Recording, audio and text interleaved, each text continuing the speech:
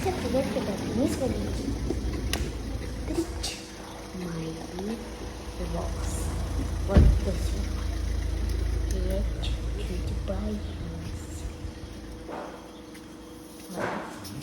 Увидимся, когда их будут уже стричь.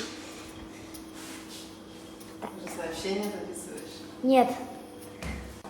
Я уже еду. Я очень-очень боюсь. Все, давайте. Уже? Смотрим тебя, знать тебя так.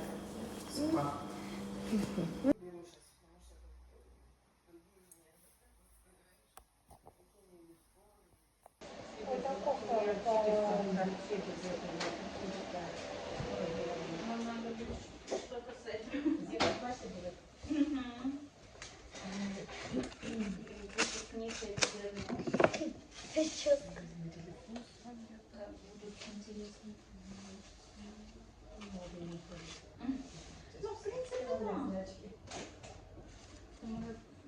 Прошлый вторник. Конечно. С девочками. Да, хорошо. С девчонкой.